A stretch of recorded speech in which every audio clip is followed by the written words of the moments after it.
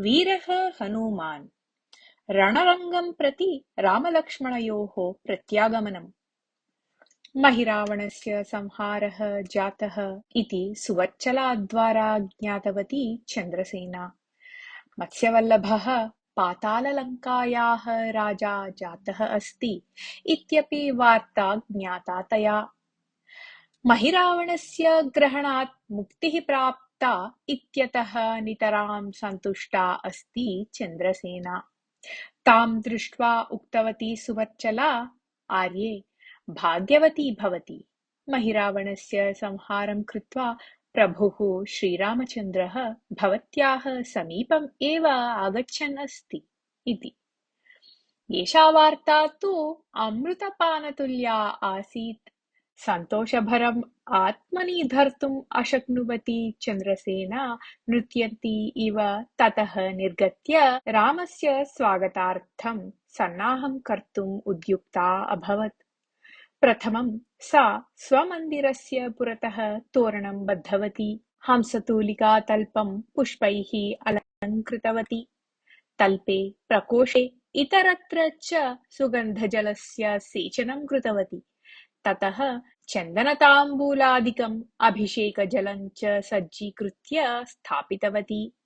अनन्तरं सा सुगन्धजलेन च युक्तं कलशं स्थापयित्वा हस्तेन धृत्वा रामस्य आगमनं प्रतीक्षमाणा द्वारसमीपे स्थितवती। द्वित्रनिमेषाभ्यन्तरे हनूमान् दृष्टिगोचरः जातः। तम् अनुसरन् रामः आगच्छन् आसीत्। रामस्य दर्शनात् एव आनन्दतण्डुला चन्द्रसेना करौ योजयित्वा नेत्रे निमील्य निश्चलतया स्थितवती। प्रकोष्ठे अन्तः आगतः हनूमान् चन्द्रसेनां नमस्कृत्य उक्तवान्, आर्ये, पूर्वं यत् वचनं दत्तं तदनुगुणं श्रीरामचन्द्रम् आनीतवान् अस्मि, पश्यतु इति। एतानि वचनानि श्रुत्वा चन्द्रसेना नेत्रे उन्मीलितवती। तस्याः पुरतः शान्तः गम्भीरः च श्रीरामः स्थितः आसीत्। सा झटिति अग्रे पदानि स्थापयित्वा रामस्य पादौ सुवर्णस्थालिकायां निक्षिप्य सुगन्धजलेन क्षालितवती। ततः आत्मनः उपरि तीर्थोदकप्रोक्षणं कृतवती च। रामं पुष्पैः अर्चित्वा नीराजनं कृतवती सा। आनन्दपरवशा सा वक्तुम् इच्छन्ती अपि किमपि वक्तुं न शक्नोति स्म। अतः स्वागतक्रियादिकं मौनम् एव प्रवृत्तम्। अनन्तरं सा रामं हंसतूलिकातल्पस्य समीपं नीतवती। तल्पस्य उपरि स्थापितम् एकं हारम् उन्नीय रामस्य कण्ठे स्थापयितुम् उद्युक्ता अभवत् चन्द्रसेना। तदा एव रामः तल्पस्य उपरि उपवेष्टुम् उद्युक्तः। तावता तल्पः भग्नः सन् अधः अपतत्। माला चन्द्रसेनायाः हस्ते एव अतिष्ठत्।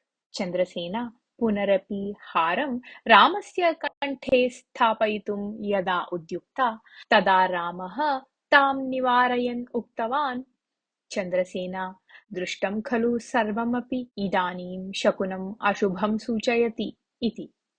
अनन्तरक्षणे एव चन्द्रसेनायाः हस्ते स्थिता माला रामस्य पादयोः उपरि पतिता। किं प्रवृत्तम् इति इदानीं स्पष्टम् अवगच्छन्ती चन्द्रसेना दीर्घं निश्वस्य भग्नं तल्पं परीक्षादृष्ट्या दृष्टवती। हनूमान् सूक्ष्मरूपं धृत्वा गत्वा तल्पं पातितवान् आसीत्। एतत् चन्द्रसेनया लक्षितम् एव। हनूमान् सूक्ष्मरूपं परित्यज्य वास्तविकरूपं धृत्वा चन्द्रसेनायाः पुरतः स्थित्वा अवनम्य क्षमायाचनपूर्वकम् उक्तवान्, अम्ब, क्षन्तव्यम् अहम्। यत् वचनं दत्तं तस्य अनुगुणम् अहं रामभद्रम् अत्र आनीतवान्। किन्तु एषः श्रीरामचन्द्रः एकपत्नीव्रतस्थः इति तु भवती अपि जानाति एव। फलापेक्षां विना रामस्य सेवा उचिता इति अहं भावयामि इति। चन्द्रसेना प्रतिवचनं किमपि न उक्तवती। सा निर्निमेषदृष्ट्या श्रीरामं दृष्टवती। क्षणाभ्यन्तरे एव तस्याः पुरतः भगवतः विष्णोः रूपं दृष्टिगोचरं जातम्। भगवान् विष्णुः अवदत्, भद्रे चन्द्रसेने, अहम् एतस्मिन् रामावतारे एकपत्नीव्रती अस्मि। अग्रिमे कृष्णावतारे मम 8 पत्न्यः भविष्यन्ति। तदा भवती सत्यभामा नाम्ना मम प्रिया पत्नी भवतु इति। तत्समये चन्द्रसेना अनुभूतं यत् विष्णोः तेजः स्वस्मिन् प्रविष्टः इति। आत्मा च ज्योतिरूपेण विष्णोः तेजसा मिलितः इति च। ज्योतिरूपः स्वप्रकाशः विष्णोः तेजः च सम्भूय श्रीरामे विलीने अभवताम् इत्यपि दृष्टं तया। हनुमान् अपि अर्धनिमीलितनेत्रः सन् भक्त्या एतत् सर्वं दृष्टवान्। केषाञ्चित् क्षणानाम् अनन्तरं सः नेत्रे पूर्णम् उन्मील्य दृष्टवान्। तदा तस्य पुरतः हसन्मुखः श्रीरामः स्थितः आसीत्। क्षणमात्रेण यत् प्रवृत्तं तत्सर्वं तेन विस्मृतम्। महिरावणसंहारः केवलं स्मर्यते स्म तेन। अत्रान्तरे पाताललङ्कायाः राजा मत्स्यवल्लभः तत्र आगतः। सः रामं हनूमन्तं च पुष्पैः पूजयित्वा तयोः आशीर्वादं प्राप्तवान्। अनन्तरं रामः लक्ष्मणेन हनूमता च सह पाताललङ्कातः प्रस्थितवान्। तेषां प्रेषणार्थं पाताललङ्कायाः सर्वाः प्रजाः सम्मिलिताः। हार्दभावेन प्रजाः रामादीन् प्रेषितवत्यः। हनूमान् रामलक्ष्मणौ भुजयोः उपरि उपवेश्य पाताललङ्कातः बहिः आगत्य आकाशमार्गम् आश्रितवान्। यावत् ते दृष्टिपथे आसन् तावत् हस्तं चालयन् स्थितवान् आसीत् मत्स्यवल्लभः। हनुमान् यदा रावणलङ्काम् उद्दिश्य गच्छन् आसीत् तदा सेनासमेताः वानरप्रमुखाः रामलक्ष्मणहनूमताम् अनागमनं दृष्ट्वा उद्विग्नाः खिन्नाः च आसन्। सर्वे आकाशमार्गं निर्निमेषं यद्यपि पश्यन्ति स्म तथापि रामादयः दृष्टिगोचराः भवेयुः इत्यत्र तेषां विश्वासः न आसीत्। किन्तु जाम्बवान् तु धैर्यच्युतः न आसीत्। सः सान्त्वनवचनैः सर्वेषु धैर्यं पूरयन् आसीत्। हनूमान् असाध्यम् इति पदम् एव न जानाति। महान्तम् अपि विघ्नं दूरीकृत्य जयं प्राप्य आगमिष्यति सः। विघ्नाः अधिकाः स्युः, अतः विलम्बः जायमानः अस्ति। तथापि हनूमान् रामलक्ष्मणाभ्यां सह सकुशलं प्रत्यागमिष्यति इत्यत्र सन्देहः एव मास्तु भवताम् इति पुनः पुनः वदन् आसीत् जाम्बवान्। लङ्कानगरे तु राक्षसाः आनन्देन नृत्यन्तः कोलाहलं कुर्वन्तः आसन्। केचन स्वेच्छया मांसादिकं खादन्तः सुरां पीत्वा नृत्ये मग्नाः आसन्। अन्ये केचन मदोन्मत्ताः सन्तः गीतं गायन्तः इतस्ततः भ्रमन्तः आसन्। रावणः महता उत्साहेन महिरावणस्य प्रतीक्षां कुर्वन् आसीत्।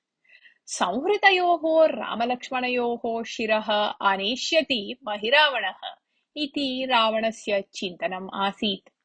रामलक्ष्मणयोः शिरः सुवर्णस्थालिकायां संस्थाप्य नीत्वा सीतायै दातव्यम् इति सः चिन्तयन् आसीत्।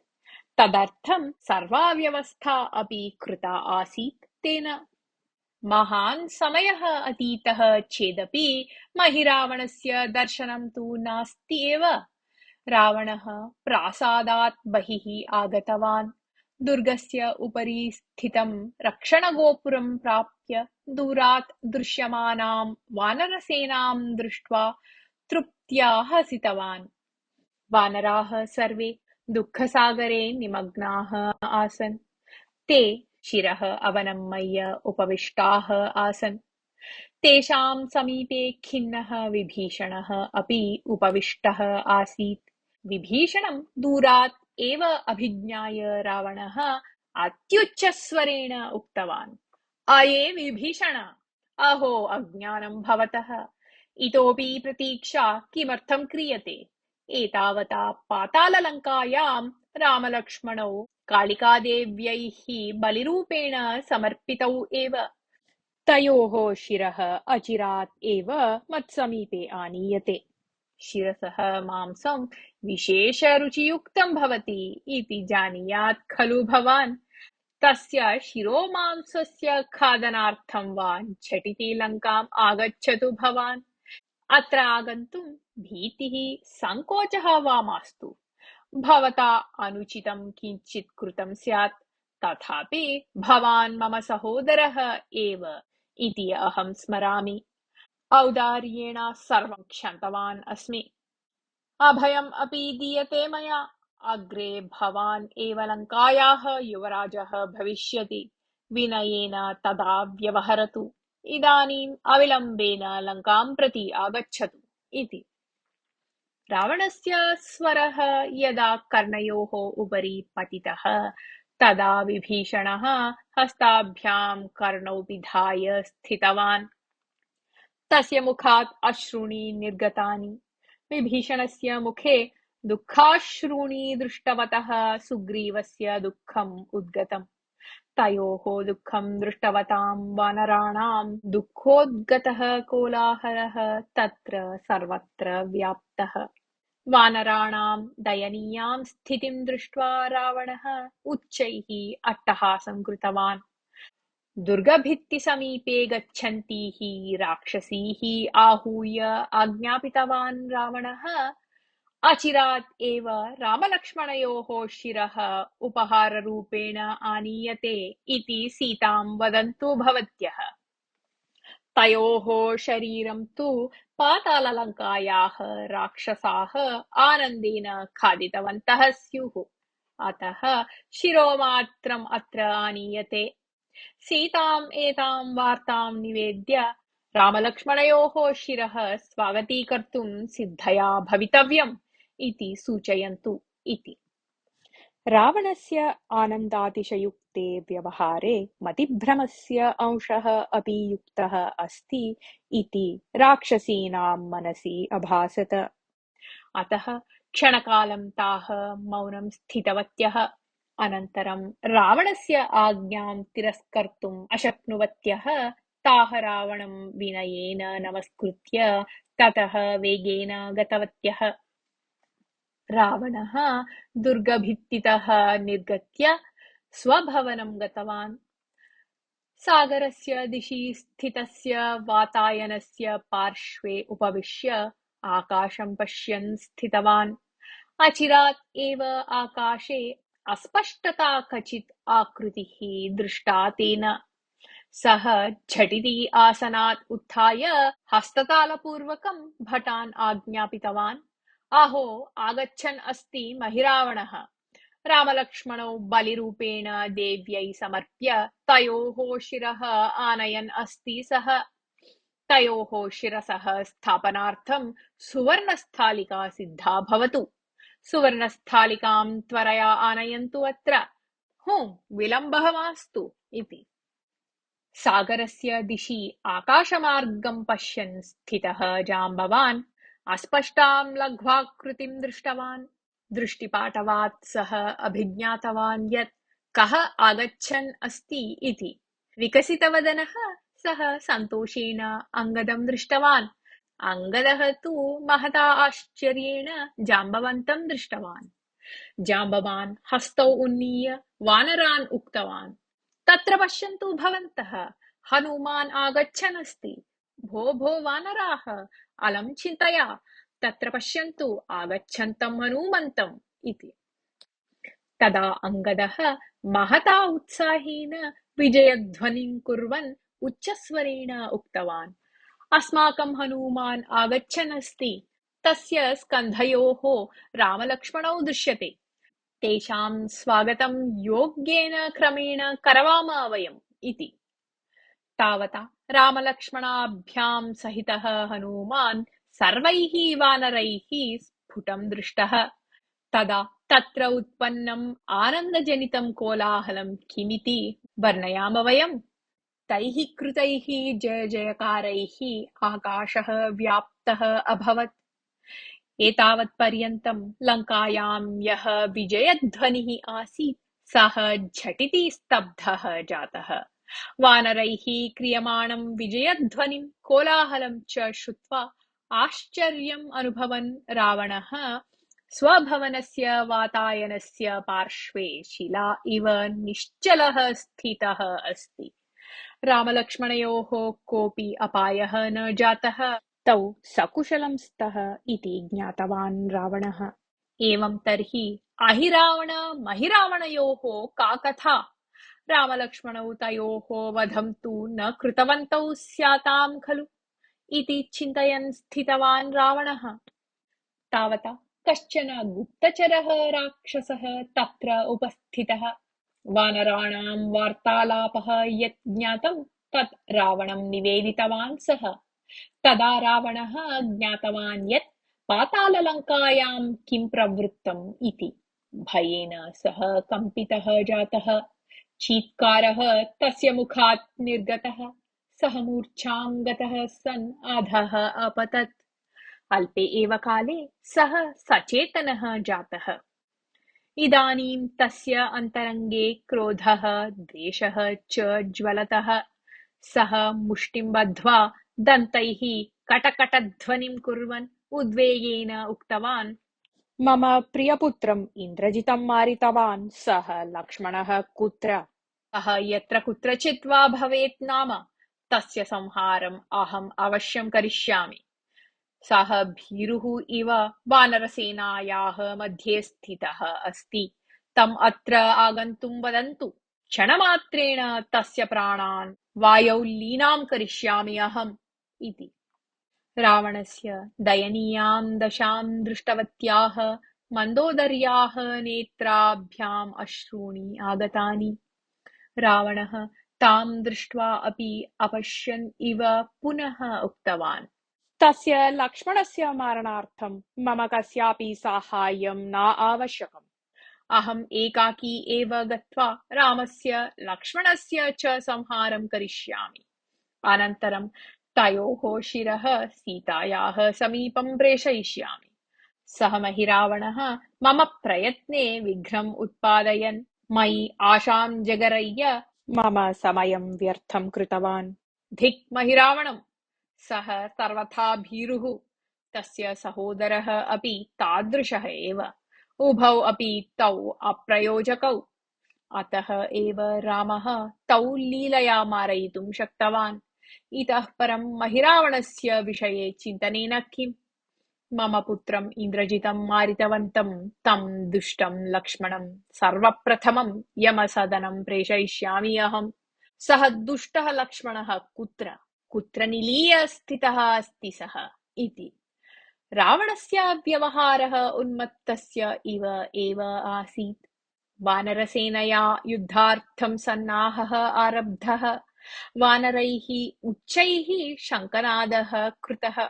युद्धाह्वानसूचकं तं ध्वनिं श्रुतवतः रावणस्य नेत्रे तप्ताङ्गारे जाते। क्रोधकारणतः तदीयं समग्रं शरीरं रक्तं जातम्। तस्य मुखे महती उग्रता दृश्यते स्म। रावणः बाणवाकारं कवचं धृत्वा धनुर्बाणादीन् स्वीकृत्य उच्चध्वनिना पृष्टवान्, सः भीरुः दुष्टः लक्ष्मणः कुत्र इति। ततः वेगेन भवनात् निर्गत्य वानरसेनाम् उद्दिश्य प्रस्थितवान् सः। अनुवर्तते।